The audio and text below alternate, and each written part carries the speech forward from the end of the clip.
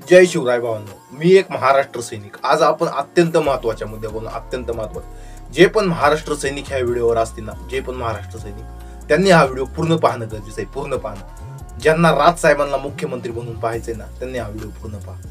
तुम्ही राज साहेबांना मुख्यमंत्री म्हणून पाहू शकता. तुम्ही जर हे काम केलं ना, पुढल्या पंचवार्षिक मध्ये विधानसभेमध्ये तुम्ही राज साहेबांना मुख्यमंत्री पाहता. राज साहेबांना, जे पण महाराष्ट्र सैनिक असतील ना, त्यांनी हे पहिलं काम केलं पाहिजे. तुम्ही ज्या गावात राहताय, ज्या तालुक्यात राहताय, ज्या जिल्ह्यात राहताय, तिथे कोणी महाराष्ट्र नवनिर्माण सेनेचा एखादा नेता असेल ना, तालुका उपाध्यक्ष, अध्यक्ष, त्यांना जाऊन भेटलं पाहिजे. त्यांच्याकडून असे टोपी पंचा घेऊन गावागावात हिंडलं पाहिजे. कळलं पाहिजे आम्ही मन सैनिक आहे, महाराष्ट्र सैनिक आहे. आणि जी पण गावात कोणती वाईट घटना घडली त्याचा जाहीर निषेध केला पाहिजे. जाहीर निषेध, गावात मोर्चा काढला पाहिजे. महाराष्ट्र सैनिक असेल ना, त्यांनी मोर्चा काढला पाहिजे. राजसाहेब काय आहेत गावाला दाखवून दिलं पाहिजे. राजसाहेब काय, आणि तुम्ही महाराष्ट्र सैनिक आहे म्हणून गावाला कळलं पाहिजे. रस्त्यावर उतरलं पाहिजे. फक्त राजसाहेबांनी करणं गरजेचं नाही, महाराष्ट्र सैनिकांनी करणं गरजेचं. जर महाराष्ट्र सैनिक जर घरातून बाहेर पडला, संपूर्ण महाराष्ट्रातला महाराष्ट्र सैनिक घरातून बाहेर पडला ना, पुढल्या पंचवार्षिकला, पुढल्या विधानसभेला राजसाहेब एक हाती सत्ता घेऊ शकतात. एक हाती सत्ता. महाराष्ट्र सैनिक रस्त्यावर उतरला पाहिजे. महाराष्ट्र सैनिकांनी आंदोलन केलं पाहिजे. जे पण वाईट गोष्ट घडेल ना, महाराष्ट्र सैनिक तिथे उतरला पाहिजे. बाकीच्या पक्षाकडून शिकलं पाहिजे. आंदोलनं छेडली पाहिजे. जी वाईट घटना घडेल त्या विरोधात बोललं पाहिजे. महाराष्ट्र सैनिक हा रस्त्यावर उतरला पाहिजे. सोशल मीडिया व्यक्त झाला पाहिजे. सोशल मीडियात इतकी पावर आहे. असे चॅनल बनवले पाहिजे युट्यूबवर. असं व्यक्त झालं पाहिजे. जी महाराष्ट्रात होतंय ना, वाईट घटना घडतायत, लगेच व्यक्त झालं पाहिजे. काय बीडची घटना आहे त्याच्यावर बोललं पाहिजे. सगळं महाराष्ट्र सैनिक यावर बोलले पाहिजे. तेव्हा राजसाहेब सत्तेत येतील.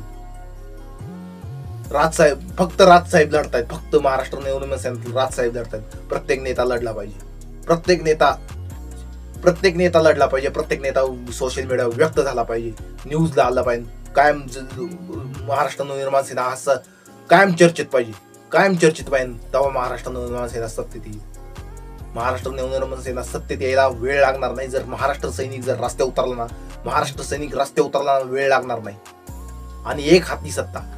राजसाहेबांमध्ये इतकी ताकद आहे. राजसाहेबांनी इतकं नेतृत्व कोणत्याच नेत्यात नाही. राजसाहेबांनी इतकं नेतृत्व, राजसाहेबांनी इतकं अभ्यासू व्यक्तिमत्व कोणत्याच नेत्यात नाही. आणि राजसाहेबांनी इतका महाराष्ट्र कोणीच सुधरू शकत नाही.